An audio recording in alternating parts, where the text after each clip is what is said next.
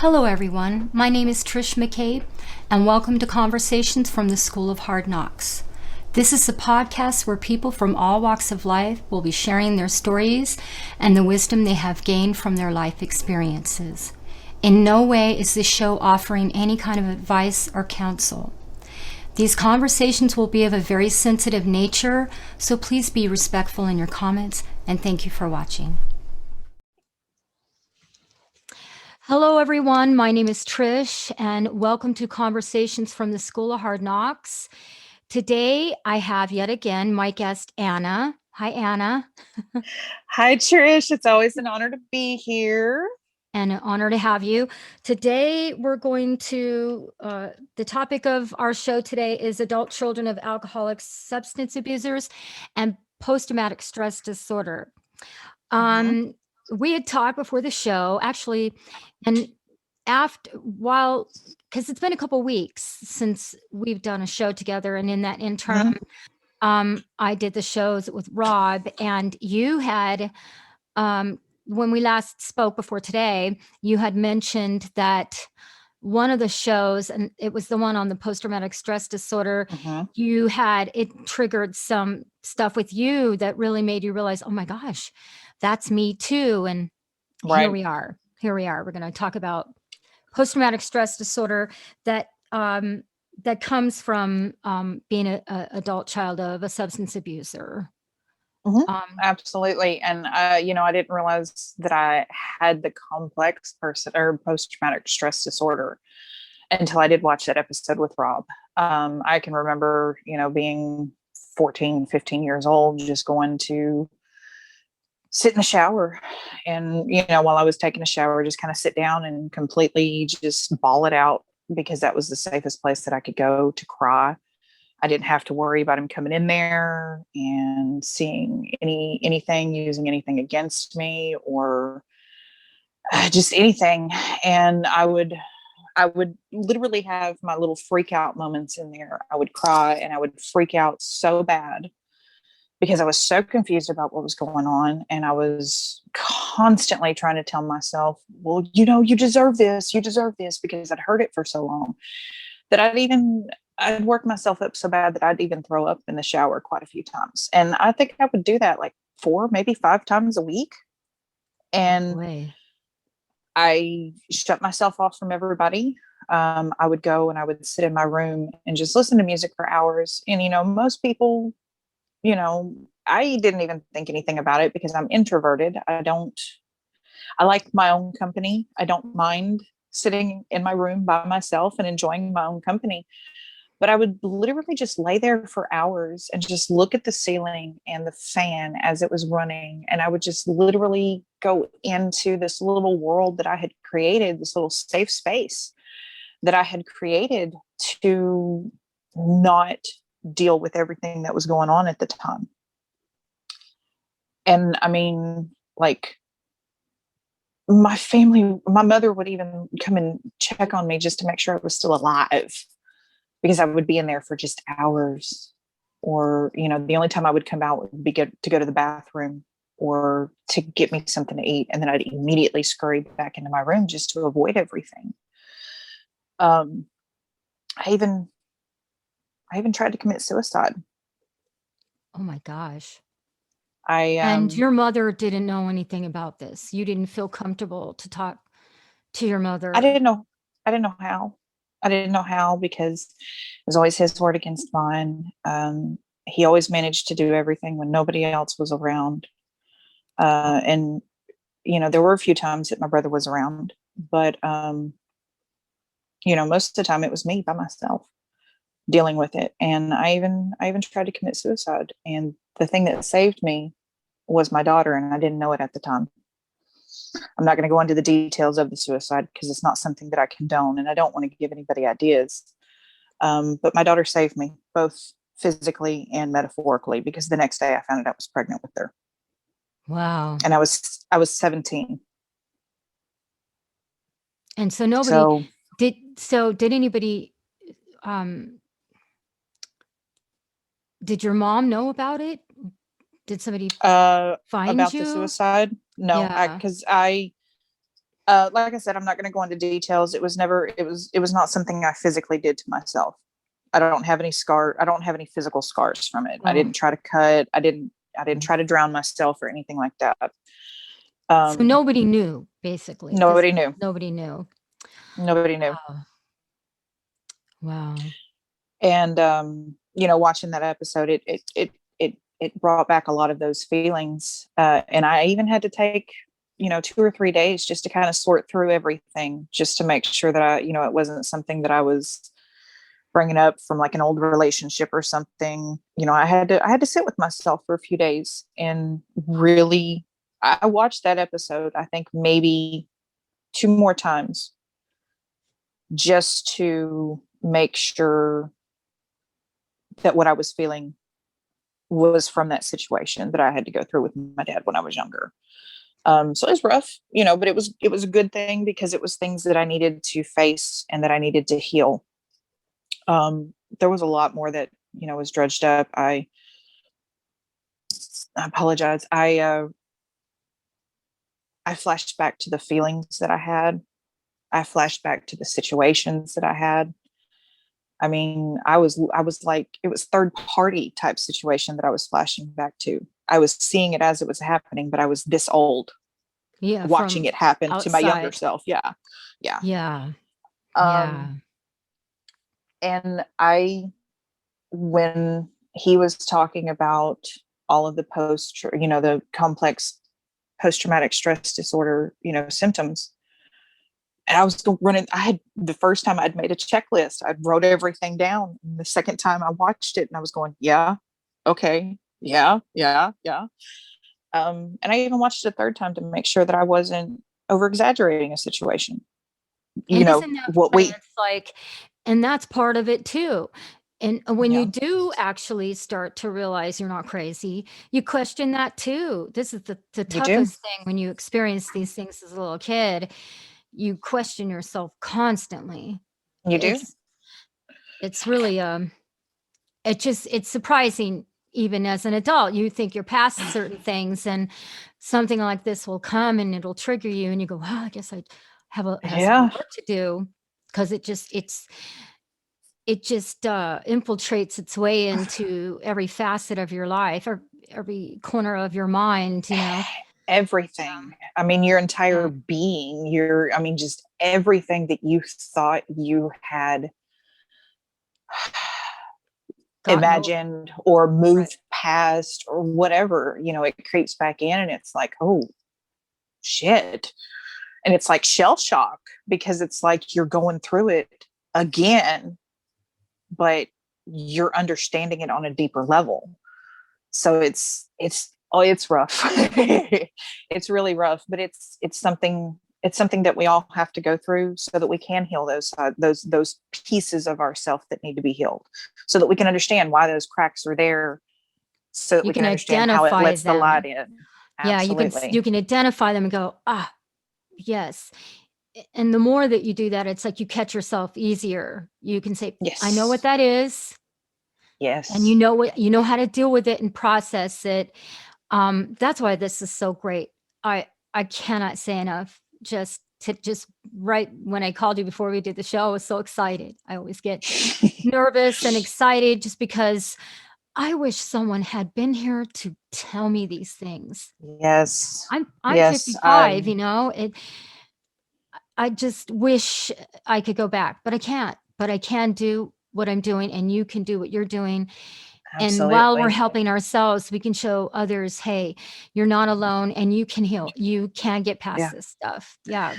Yeah. I mean, I'm not gonna lie, anytime we do, you know, a show, you and I get really nervous, because, I'm talking about things that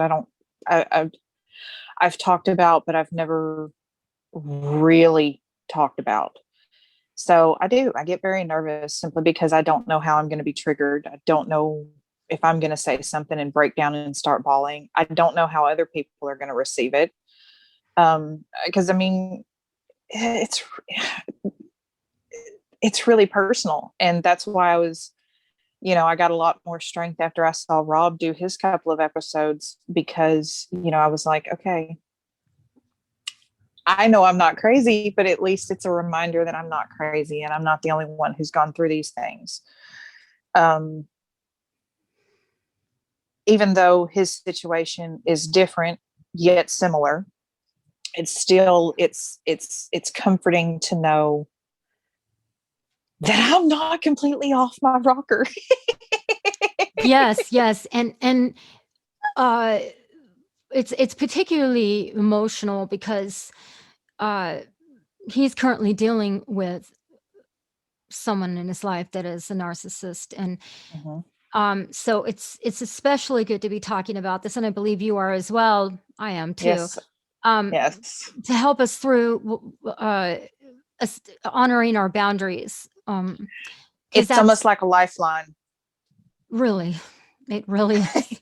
Yes. Even though, I know that the people that are watching this, even though I know I don't communicate with them, they at least get to come and they get to listen to it and they get to know, shit, I'm not alone.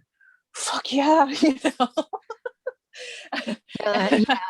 Yeah, because that's the number one thing that happens to you when, again, you it single yourself questions out. all the time. You're like always, at least I do. I'm always questioning Oh. myself, like, am I right on that? Is that okay? Over explaining myself. I probably said this in a few shows, but I like to say it a lot because it is common when this happens to you, thing that happens, Mhm. that you just have a hard time trusting yourself because, well, you were taught not to, basically. So No, you're absolutely right. I mean, even in the most recent, um, we'll just call it a connection.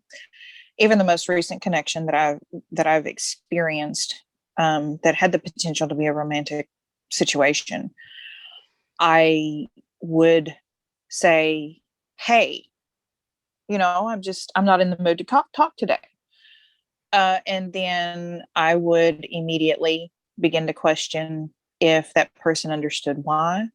So I would immediately go into over explaining and I would say all the wrong things because I was over explaining. And I was so frazzled when I was trying to explain that everything came out wrong and arguments would start. Um, that's something that I work with every day as well. So I can totally understand the over explaining aspect. yeah, it is something I'm gonna do another show on this topic, as you know, Mm-hmm. called "Don't Fill in the Blanks." But we can talk about it here is, you know, and I've talked about it with Rob. It's like a scenario of you're a little kid, you come into the kitchen and you see your parent, which the one that's the narcissist, and their back is to Mm-hmm. you, and they're giving you the cold shoulder, and Mm-hmm. all their body language fits that Oh truth. And God. it brings you to ask, did I do something wrong? And then not only are you feeling bad because you feel like you did something wrong, but they'll go, oh, you're just too sensitive. You're reading into things. Quit. Da, da, da. So, I mean, you just Yes. can't win. So it leads into No. this like cycle of confusion. Like you don't know. That's why you don't know what's going on, because it's like you're damned if you do or you're damned if you don't. They just set you up no matter what. And the thing You that's are even more absolutely right. difficult, and I don't know if this happened with your dad, but there'll be days when they're in a good mood and they'll be amiable, and Mm-hmm. you'll let your guard down and maybe divulge something personal about yourself or something you're excited about, anything, and they'll to collect that and use that against you later. And Oh, it all still happens now. It still okay, there you happens go. now. Yep, And same I've just here. kind of gotten to the point where I don't really communicate with him. Period. I mean, hi pops, or he just had surgery, so hey, do you need something while I'm up? Or hey, I'm running to the store. Do you need something? But other than that, we don't communicate. We don't communicate because I already know how it's going to go. You're either going to be Yeah, in a really great mood or you're going to be in a really shitty mood, and I'm going to be the one who gets the pays brunt for of it. it. Absolutely. So we just don't communicate. Yes, and that really is the only way you can deal with them. I mean, there's no winning, no No. winning. And the more it's see, the thing is the more that you talk with them, you give them anything, that's what they thrive on. Yes. They thrive on Yes. that. So, Yes. and they will just, well, make your life a living hell, Dude, you know? dude, I don't think Dude, hell is the appropriate word for it, but we'll go really. with that because there's not really a better word for it. It's so true. And of course, there's just so many things that come out of this experience. Oh One God. particular you mentioned was social anxiety. I'm looking at my notes here from Oh our my God. conversation earlier in the week. You'd mentioned we had touched Yes. about social anxiety, and oh yeah, uh-huh. I mean, Because of that filling in the it's blanks and internalizing everything, you take it personal. You feel like it's it's you that created it. absolutely. I mean, it's better now that I'm older, but I still have it. I don't like people. I was doing online grocery shopping even before COVID hit. And now that COVID hit, I'm going, okay, I'm good. I'm already doing this. It ain't taking nothing away from me because I don't like to people. I have to mentally prepare myself for a few days to go out to eat with the family, or I have to mentally prepare myself. Oh, I got to go grocery shopping, and they don't have a spot for me to do the online grocery shopping. I have to mentally prepare myself. If I don't get to mentally prepare myself, it's through the roof before I even walk through the doors. Of course, now I'm at the age where I really don't care what people think, but those emotions are still there. Yeah, the guardedness. They Mm-hmm. need to protect the guardedness. Absolutely. And I've kind of figured out that um I had social anxiety, but the way that I would deal with it would be to overcompensate. I try too hard to be friendly with people. I get so nervous and I try too hard that I'd scare people off. They'd be like, whoa, you're weird, because they didn't understand all that energy. I wanted to belong so much that I would Mm-hmm. overcompensate, over explain, try too hard. And actually create the thing I didn't want.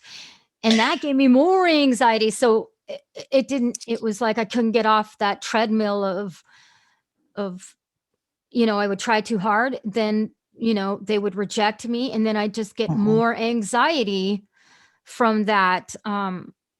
So for me, I always just would just try even harder, and that would work against me as well. And see, mine was completely the opposite.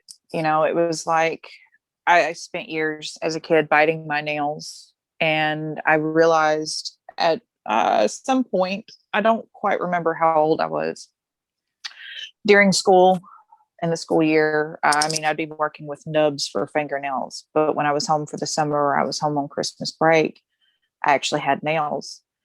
Um, and when I quit biting my nails, that's when I really started paying attention to my emotions. I haven't bitten my nails probably in about 6 years. My So sister had 6, that. I have a sister that had that yeah. for I mean, a long time. it's it's a nasty, it's a nasty habit. But when you're put in those types of situations, I smoke too. I'm not going to sit here and deny it. I absolutely smoke. I don't condone it. So if there are any children out there listening, please do not start smoking. It is the nastiest, one of the nastiest habits that you can ever pick up. But I started smoking because of anxiety. And, when I quit biting my fingernails, I really got to start evaluating my emotions. And I don't overcompensate.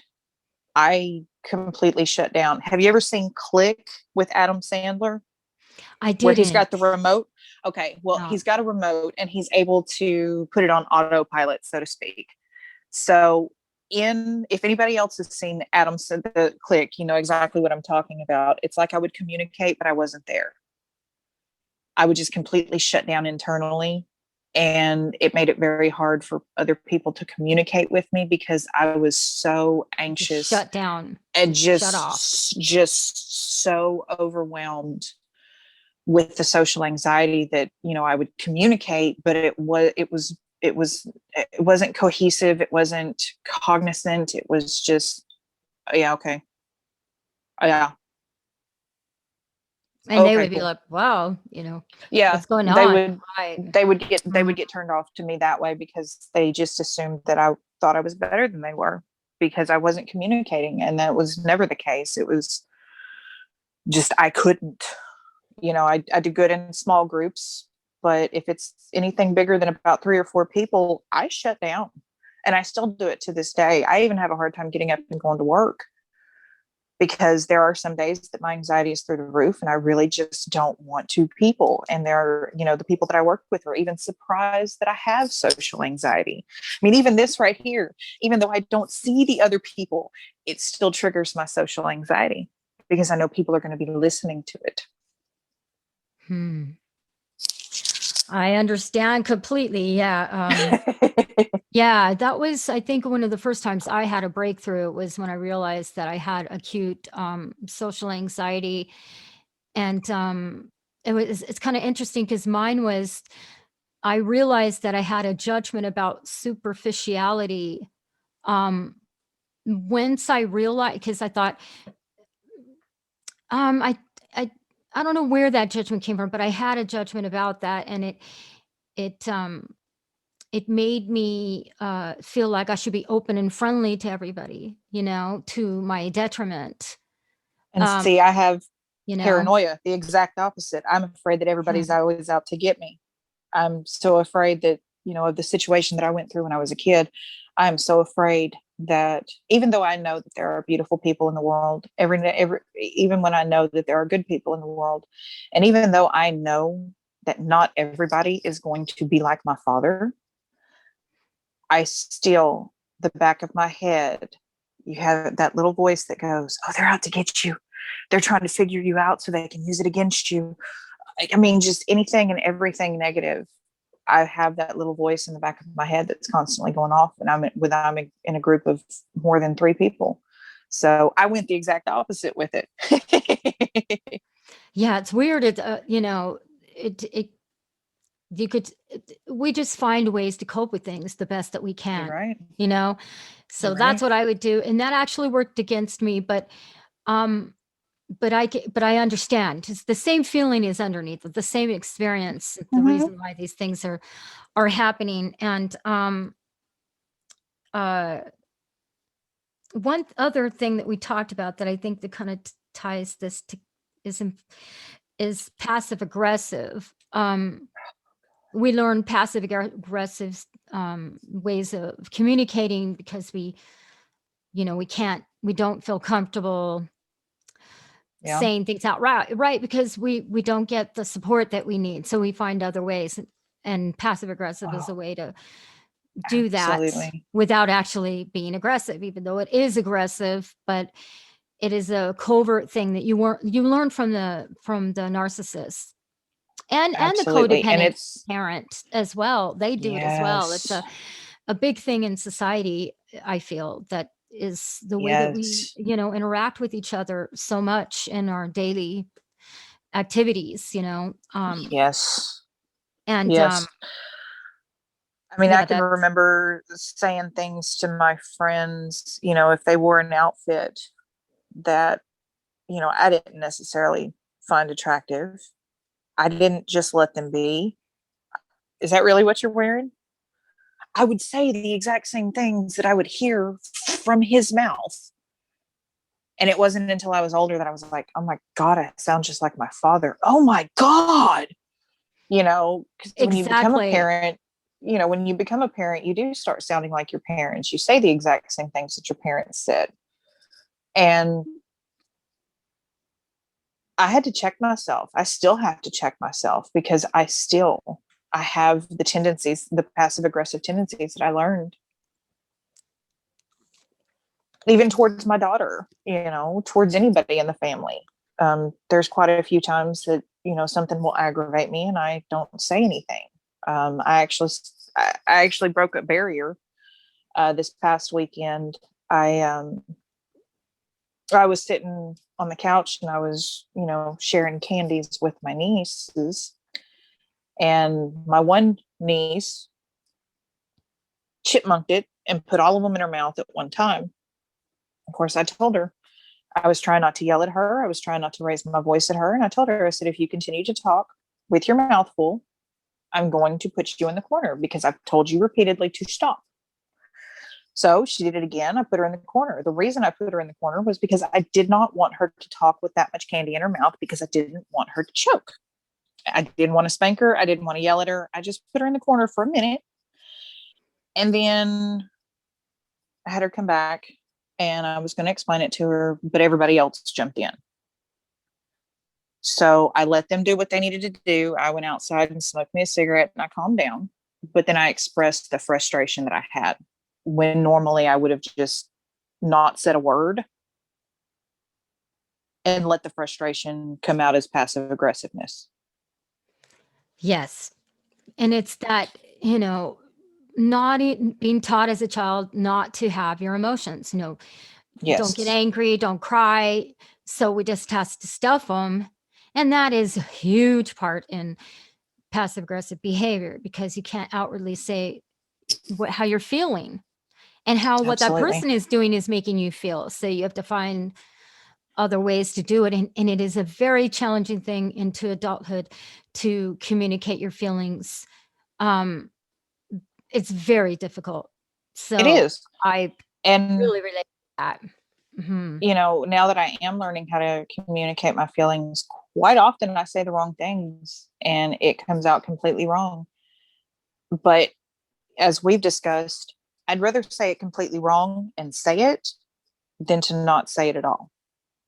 Yes, because it's okay to be wrong sometimes. It's okay to Absolutely. not be perfect. That's not Absolutely. possible to be perfect. And, it's like when you're raised this way, it's like, don't do this, don't do that, don't, bad, wrong, bad, man, you just feel like there's nowhere to go. Like you said, the shower Absolutely. is the only time that you could Yeah. actually, mine was my records, my record music. That was my saving grace. When I had nowhere else to go, I would go some safe place and listen to music and just try to deal with my feelings. Yeah. But yes. Which is what I was doing when I would shut myself in my room and just listen to music for hours and stare into the ceiling. I was coping. I was just trying to survive. And the music and the little universe that I'd created was my safe space. So I get it completely. Music saved my life. I mean, it really did. Oh, for sure. We've talked about this before, but music was the thing that first made me realize something was off with the world. Because I thought it was so odd that everybody was writing and singing songs about their feelings and poems and even movies, but particularly music, truthful things of the soul, but we weren't allowed to talk about them in our day-to-day living. I didn't Yes. understand that. I'm like, well, Bob Dylan's singing about it and Joni Mitchell, but it, like when I would go to try to talk to my mom, nope, get the cold shoulder, get the kibosh, don't talk Yep. about that. Anything really, a lot of just anything real. And so Yeah. then, thus leading you into putting on a facade. Absolutely. Never let them see you sweat, the whole stiff upper lip and mentality. And meanwhile, you go home and you fall apart. You have your time Yeah. to where it's safe and you can at least have that moment. But even then, when you're doing it, you're judging yourself like there's something wrong Yeah. with you for having your Yeah. emotions and the inner conflicts that creates Absolutely. in your Absolutely. adult life. Yeah. Absolutely. Now that I've gotten to be an adult, if I do have an anxiety attack, most people think of an anxiety attack and you're not able to breathe. You start hyperventilating and everything else. Mine don't happen that way. I cry, like unstoppable crying. And, now that I've gotten older, if I do have an anxiety attack, I'm just like, hey, look, I got to go step outside. I got to go cry this out. so that I can function here in a few minutes. When used to, I would choke it back and I would wait until I got home and I would completely break down and just not eat and just make myself sick. I don't do that anymore. If those emotions come up, I let them come up and I go deal with them. It Yes. may not, other people may not see it as a constructive way, but I do, because there were so many times when I was a kid that I couldn't cry. And if I did cry, I was smacked around because I had no reason to cry. Oh, So, yes. The famous, don't cry, I'll give you a reason to cry. yeah. And I've even been Yep. guilty of saying that to my daughter when she was younger, because it was something that I'd heard and I didn't understand what it was, or, anything like that. So I'm just as guilty of saying it to my daughter. Of course, now I let her know, hey, it's okay. You want to go cry? Go cry. Go on. But I did it when she was younger. So I repeated the cycle for a little while. Yeah. And it really is, I saw a really great meme and I shared it on my page. It was like, what you tell your children become your child's inner voice. Absolutely. And it's so true. We really don't realize their children are like sponges, Oh, they are. They're watching everything you say and do and taking that as the law, taking that's the way to do things. And Yep. unfortunately, to our detriment. So what we're doing today is trying to put an end to that, and Yes. letting people know that there's another way, that it's okay for your children to have emotions. Let them have them, let them work through it. I remember watching a video of this woman that had a 3-year-old. I would say the baby was 2 or 3 years old, and it was the cutest thing. The baby was really angry, and she's like, it was so cool. It gave me the goosebumps. And she said, okay, what are you angry about? She let the little baby boy, it was a boy, say what he was angry about. And she said, Mhm. okay, what do we do when we're angry? Okay, we count to 10. Do you feel better? Yeah, I feel better. And just kind of coached him through the whole thing. And when he was done, she's like, you ready to go play now? He was like, yep. Instead of And telling them they're bad and wrong, or you shouldn't feel that way, just because it's an inconvenience to the parent. yeah. You know what I And mean? see, if I had somebody who walked me through that like that and taught me how to deal with my anger, Yes. I would have been able to teach my daughter better ways to deal with her anger. But unfortunately, now I'm here sitting here. I've learned how to constructively deal with my anger. And now I'm trying to correct the patterns that I helped create, because I'm now trying to help her understand her anger, but she doesn't want to listen because, this is not how it happened when I was younger. So it's really rough to know that you have perpetuated cycles with your children and you are trying to correct those Turn it around. cycles. Yeah. Absolutely. And they're, you know, mine's a teenager, so mom's It's even wrong. Mom harder. doesn't know what she's Yes. talking about. Yeah. And then, of course, like I said, this is so prevalent in society that It is. those things are reinforced when you go to school, when you go to get a job. I mean, Absolutely. so much of these behaviors are, commonplace, unfortunately, Absolutely. because we didn't know this information before, Yeah. we were taught. I know my mother was taught in the 50s, oh no, you didn't talk about anything. You sat at the dinner table and you were quiet, that's how your day went or whatever. And you would talk Yeah. about those things, but you weren't ever allowed to talk about anger and You didn't emotions and things like that. air your dirty laundry. Your It, dirty laundry stayed locked up yeah. in a closet. That's so great. A few months ago, I posted something on my page about bullying, and I said, "What were you bullied for?" And everyone said their stories. Mm-hmm. And somebody came on there and it was like, "Oh, you guys are just sniveling. I mean, and this is personal stuff. Facebook isn't a diary. Da da da da da. All that stuff." And I couldn't help it. I was like, speaking of bullying, this is what a Yeah. bully will tell you. This is what a narcissist will tell you. Exactly what you Yeah. said. Don't air your dirty laundry, or, that's personal. You don't talk about that in public, da, da, da, da, da. And, You know what I mean? Mm-hmm. And that's the thing that needs to change. Yes, we do talk about it in public Yeah. now. Like the Me Too Yeah. movement opened up many doors for having the real conversations Oh, about absolutely. toxicity, period, in any way, shape, or form. So, but yeah, thank you. That's that's so great. Uh, one other thing that we did talk about was just before this that you get the post-traumatic stress disorder, and there are so many ways that it affects you. Mm-hmm. And one occurred to me was self-sabotage. Oh God. And that one's a big one, I think. People don't even realize they're doing it. It kind of ties in with the don't fill in the blanks when you're Mm-hmm. over explaining is a type of self-sabotage.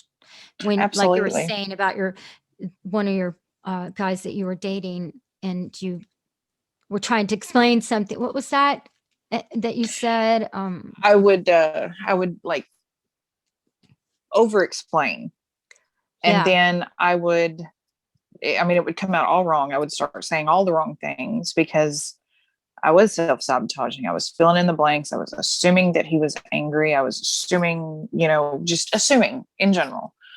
And it would spark an argument because I would say something wrong, and it would, poke the bear, so to speak. And I'd say something wrong, and it would trigger, and we'd be in an argument. So it's like we got from I'm just not in the mood to talk to in a This matter is of minutes. so perfect because exactly. You'd explain yourself into a corner, um, Absolutely. and actually create the thing you were trying to avoid to begin with. You so Absolutely. badly didn't want them to think it was them that you end up actually making that happen. Making it about them. Yeah. Make them think it is me. You are upset with me or Yeah. whatever. But yeah, that is that's a something I still do. It's probably one of the biggest things that I've been struggling to overcome is the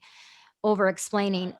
A couple of days ago, somebody asked me, I'm part of a narcissist recovery group, and they said, if you could go back and tell your younger self a bit of wisdom that you think would be most important, what would that be? And I said, um, the word no is a complete sentence. Just no, no Absolutely. explanations, brevity, as my friend Carrie says, brevity. Because what you said is huge. I am so struggle with that particular of over explaining. It's a big, I'd like to sit here and say that one of these days I'm going to master it, but to be honest with you, it is probably always going to be something that I struggle with because I know the reason I over explain. I over explain because I don't want anybody to think that it's about them. I don't want anybody to feel bad or, have the feelings that I had when I was a kid when it was about me, but it wasn't about me. So I over explain to try to make the person feel better and to let them know, hey, it's not about me, but I over explain. yeah. Like me, it's like if I do say the word no, I'm always like expounding, Yeah. to the point where that person starts looking at it like, okay, this is too much information or whatever, it's overwhelming. And then it creates them to be annoyed with you, like, what is wrong with you? Or you know what I Absolutely. mean? Like, yeah, it's almost like It's giving the like, shoe for the person to hit you with. And it yeah, is from this narcissistic abuse directly related to that yeah, interaction with that narcissist who, like I says, you come in and they give you the cold shoulder, and then you see their body language, and then they tell you when they get you to ask them what's wrong, and then they'll tell you nothing's wrong, and just yeah. leads you Body where you language don't and have everything any else speaks way. otherwise. Yes.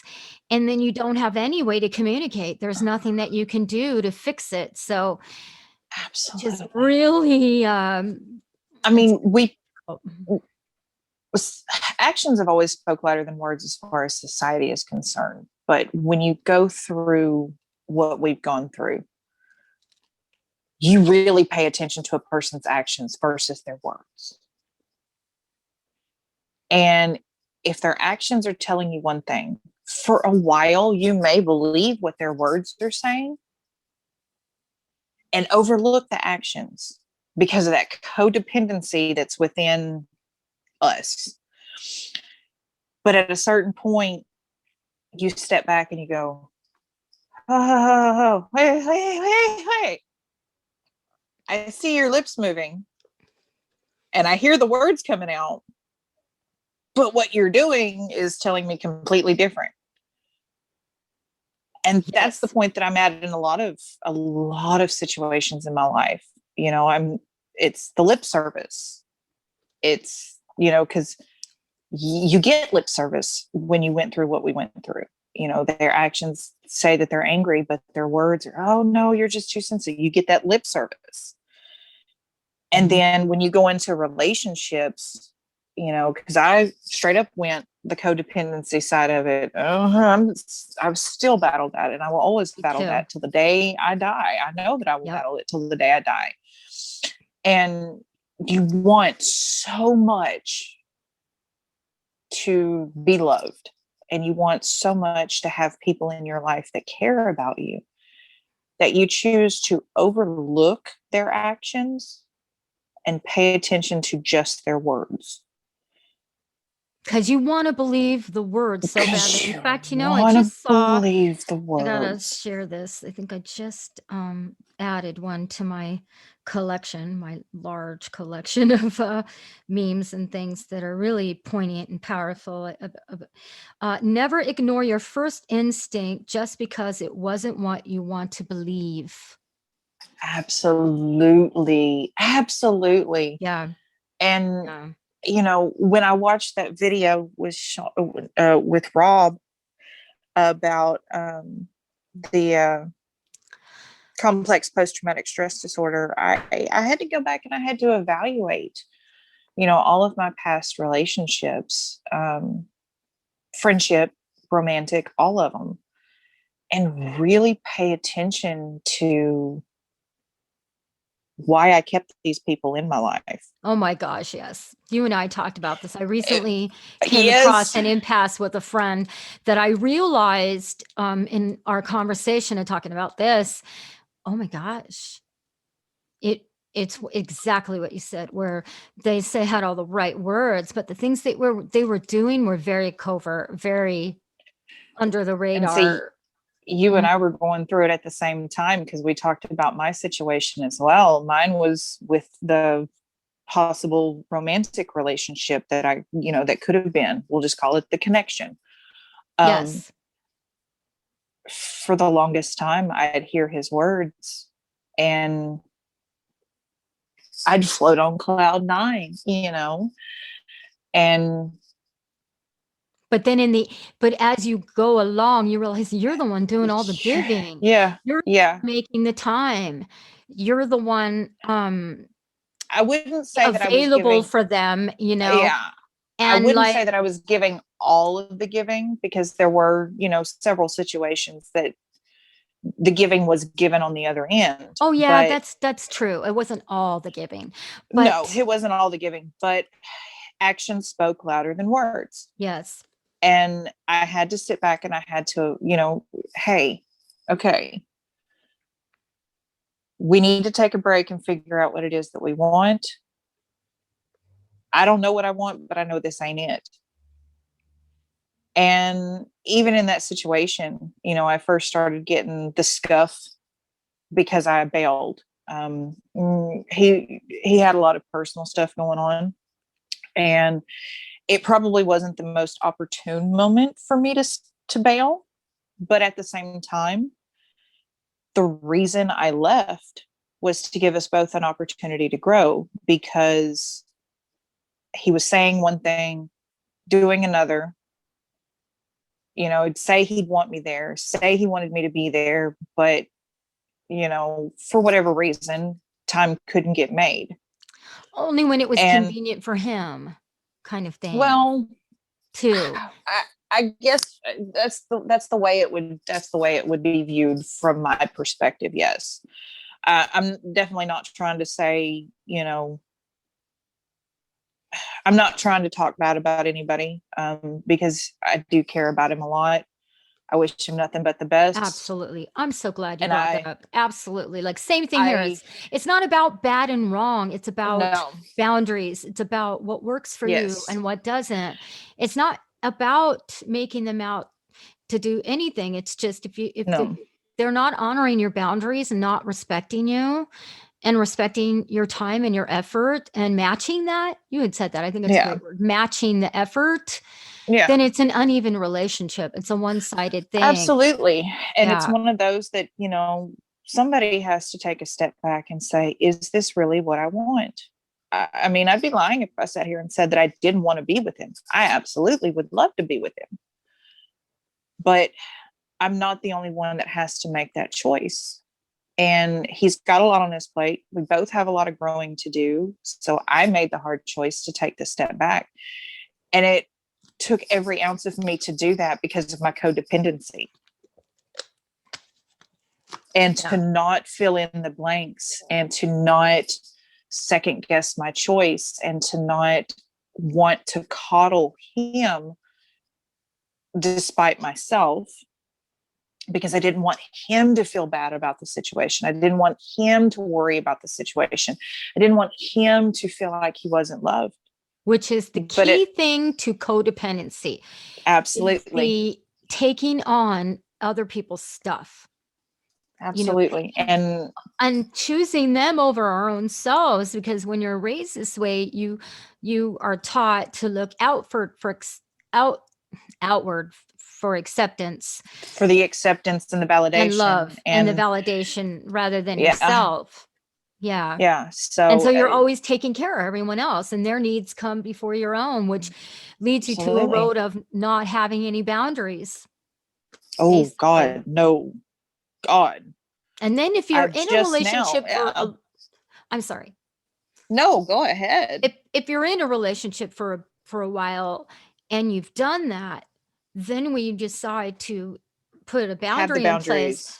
oh, they're You're the going bad to be guy. extremely upset. Yes, they're going to be very upset because they don't understand. Well, it's Yeah, everything's just been just fine. Why all of a sudden are you yeah, da da da? Because you realize that this is not an equal thing here. You're not matching my effort. You're saying it, but your actions aren't actually a reflection of that. What you said, the action absolutely, part. Yeah. absolutely. It's the lip service, and you know, like I said, he's not a bad guy. I wish him nothing but happiness. I'd love to sit here and say that we're going to be together in the future, but I don't know that. Um, I wish him personal growth. I wish him nothing but happiness, and I wish him nothing but health. I don't ever wish anything well on anybody or anything ill on anybody. Um, and you know, it takes a lot in me not to sit here and go, what, and just make him out to be the complete utter bad guy, because that's another part of the codependency. Because when it happens that way, and that's also part of the narcissistic traits that I took The on. victim thing, I would play the the victim. victim mentality. We talked about that. I'm so Absolutely. glad you mentioned that. Excellent. Yeah. The victim mentality. Because then, okay, so you allowed it, right? And Mm-hmm. then Yeah, when you put your boundary in and they do what they do, you get really mad. But if you get real with absolutely. yourself, you can get mad at them all you want. But if you really get real with yourself, I'm you to allowed blame it. because I allowed it. I'm to Yeah. blame. I allowed it. I allowed it for as Yes. long as we were communicating. Yes. And, it's my fault. Part of it is anyway. It's my fault. I allowed these things for so long because I did not understand what healthy boundaries were. And that's what this whole last year has been about for me, that losing that need for control, but also learning to have those healthy boundaries. And the other And part of those, that is, and this just came to me, is like you're always comforting them. And we do yes, the comforting of them because we know what it's like not to have anyone to yes, comfort us.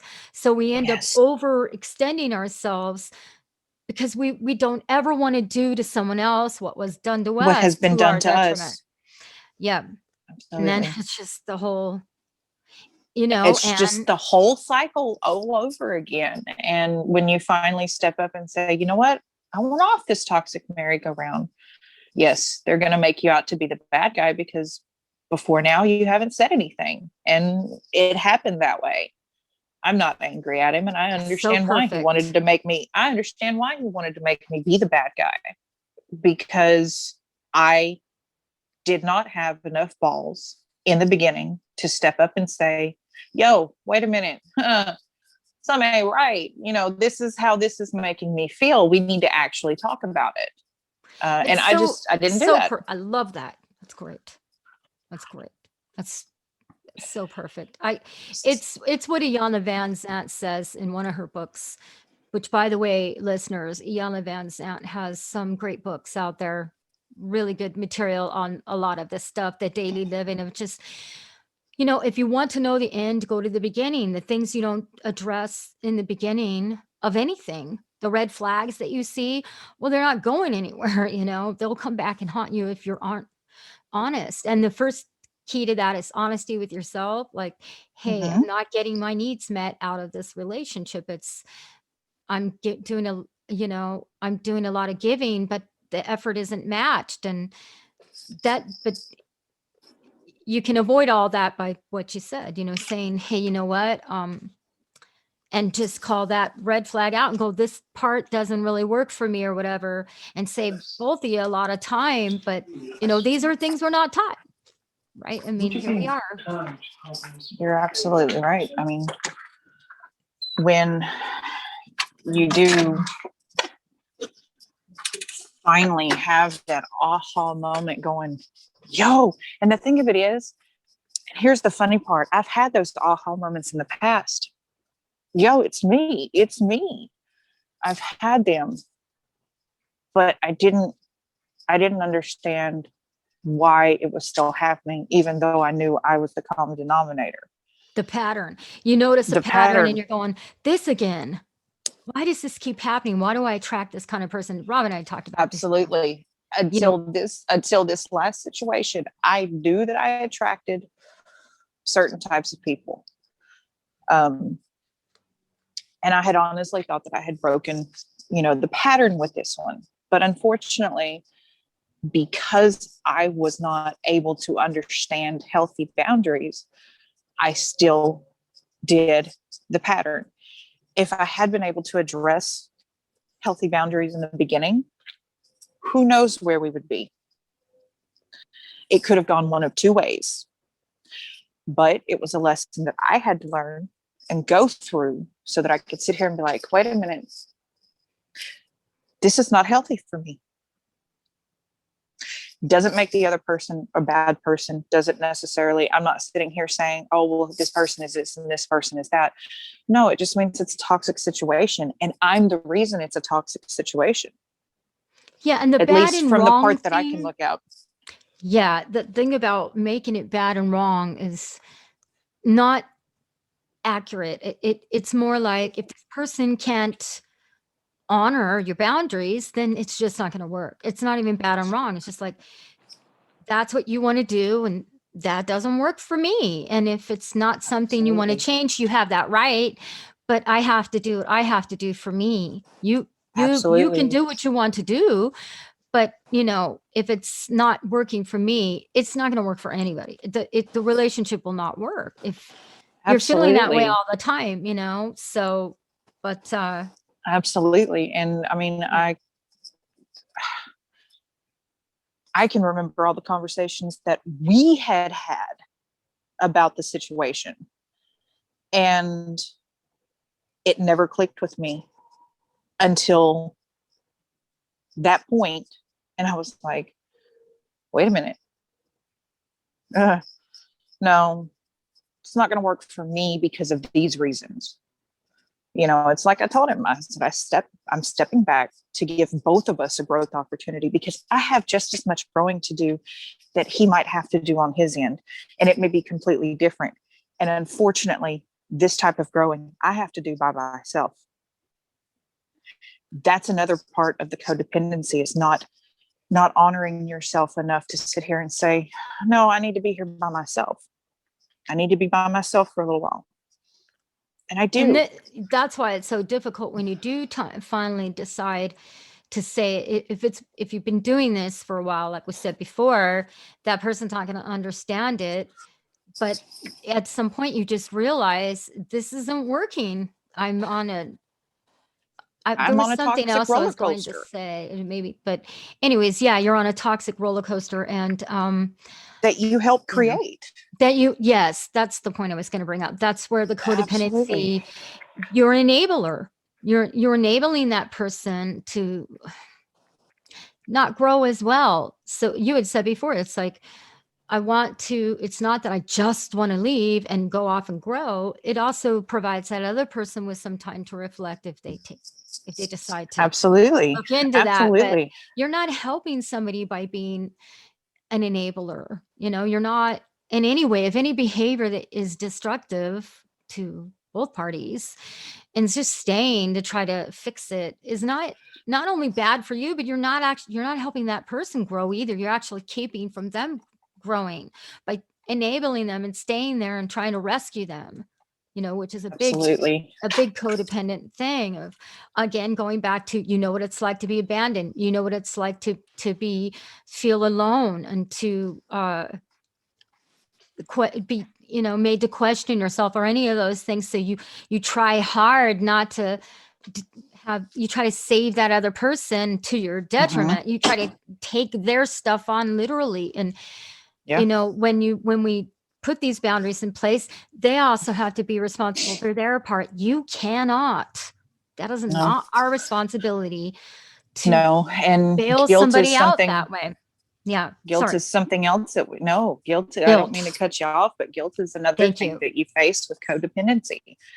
And it's still something that I faced every day, given the situation, that I know at least part of what he was going through. And, some days I'm still kicking myself in the rear end going, oh, well, I should have stayed, and blah, blah, blah, this, that, and the other. But ultimately, if I had stayed, I wouldn't have been enabling them. I wouldn't have been happy. They wouldn't have been happy, because they would have known that I wasn't happy. And it's a toxic roller coaster that I had to get off of. And that was a really big step for me in breaking that codependency cycle and accepting that I'm the only one that can save me. It's like that movie, I Can Do Bad All By Myself. Love that. Yes. Yeah. I can do bad all by myself. I can sit here and I can perpetuate my own toxic cycles all day long. But I don't need somebody else to help me do it. You know what I mean? And the fact of the matter is I'm trying to break those cycles, just like any of us who have gotten to this point. We want to break those cycles. And I have to take responsibility for my own problems. And sometimes the only way to do that is to be by yourself for a little while, so that you can realize your patterns, and so that you can start trusting yourself to make better choices as far as your boundaries are concerned. It's hard. It's hard to break those codependency patterns, but it can be done. But you have to want to do it. And the other part of that is because, and we'll be cutting it short here pretty soon here. The other part of that is the enabling part of, we live in a society, and especially in the family unit, for one, is you owe me. If you're leaving me, you owe me, now I'm unhappy because of you. No, I am not responsible for that. Nobody is responsible for another person's happiness. A family member and I were talking about this, and, she has a boyfriend, and they were having trouble. And really the end of that conversation was, look, I'm not here to save you, and you're not here to save me. We're here to hold each other's hands while we save ourselves. Absolutely. We live in this world that says, how can you leave me? You owe me. No, if I stayed, I would be staying against my own will. Why would you want that? Why? Absolutely. Love is not, it doesn't demand like that. You can't own another person. Love is freedom, Absolutely. allowing that person the freedom to be who they are in that moment, even if it brings you sorrow. When you That's really what love unconditional someone, love is. that's That's what what unconditional love oh, I is love that. honoring where the person is in that moment and understanding that they cannot give you or be what you need, because so many people are unconditional love is loving without conditions. No. Yes. Unconditional love is honoring where that person is, honoring where you are, and understanding that the two roads are not meeting right now. And that's okay. It doesn't make it bad. It doesn't make it wrong. It just is what it is at that moment. You know, Perfect. Mm-hmm. it, you, when I stepped away, I was enacting the biggest part of unconditional love that I could possibly do. I was honoring myself. I was honoring what I needed. I was honoring what I wanted. And I was understanding that that person just wasn't able to give those things to me at that time. Mm-hmm. Doesn't mean I love them any less, but it means that I understand that maybe my needs were a little bit much for them. And that's okay. That's okay. Yeah. If you're not in the same place, um, if you're not on the same page, Mm-hmm. it's not going to work. If you're both No. not on the same page. But the difficult thing is just in this society, this, how can you leave me? It should be more like, if you have to go, I'm heartbroken, but ultimately I want you to be happy. And if it's not with me, then I honor you leaving to go get what you need, even though, because it's love is not you owe me and guilt tripping you in. Well, how could you do this to me? I'm going through this and that. And how could you do this to me? That's that's not the reason to stay with someone ever, is to No. be And felt I'm, like you owe them and you're obligated, obligatory. And that is not love. And it goes back to what you said. I think I made my point anyways. Go ahead. I'm yeah, sorry. no. And I was just going to say what I had to realize was that I was just as guilty of doing those things that were done to me this last time, all the other times that this situation came up. I was just as guilty of trying to sit here and say, well, you're leaving and blah, blah, blah, and yada, yada, yada, and pointing the finger. But ultimately, I still created that entire situation. I helped create it Yes. because I allowed certain things. I stuffed Yes. down certain emotions. So part of combating the codependency is honoring who you are in that moment, even if it comes out the wrong way, even if you sound like a complete and utter asshole, say it. And if you're at a point in your life where you can have an adult conversation, then by all means talk about it. But you have to say it Yeah, the because most constructive way that you yes, can. if you care more about what they think about you than you do about your own self, you'll always be their slave. You'll Always. always you'll be their puppet. You'll be doing whatever they want you to make them happy. And that's also not only bad for you, but it's bad for that person, because the only way they're really going to be free is if they're true to themselves, Mm-hmm. and that's the thing. So I would love to talk about this more, about Absolutely. the what we do when we're so we want someone in our life to our detriment, and vice versa. And that nobody wins like that. And I think No. you may have seen in the last video, Rob and I talked about, this is what makes you needy. And then the person that Mm-hmm. you're needy with is like, God, I don't want all that responsibility. Nobody should have that much responsibility for your happiness. Happiness is an inside job first. then you can make other people happy. But that's Absolutely. just ties in with what you said, and I love it. Thank you for everything that you said. It was so spot on. Um, yeah. Anything else you want to say on the post-traumatic stress disorder part of everything here? It affects everybody differently. So what I went through or what Rob has been through with those who have seen his episodes, yours may be completely different.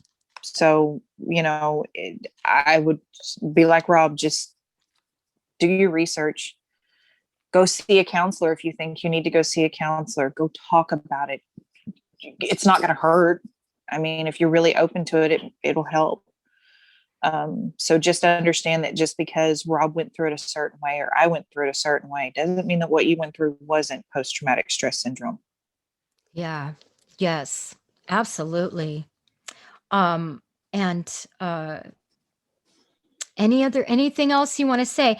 I was thinking to close the show, I would go over those self-sabotaging things because I think this is one of the things that comes out of what we're talking about, being raised this way. And I identified Absolutely. with them, and I know you did. And I want to say them on the show because, I mean, I share them on my page and everything, but they're so powerful. And you and I were going, yeah, this is so spot Oh, on. yeah. It's like, oh my God, that's like so perfect. Anyway, so it says here, self-sabotage looks like rejecting praise and compliments, not asking for help, pushing people away when they start to get too close, opening up and attaching to others prematurely. That was something I did a lot. That I neediness did of, too. I yeah, did too.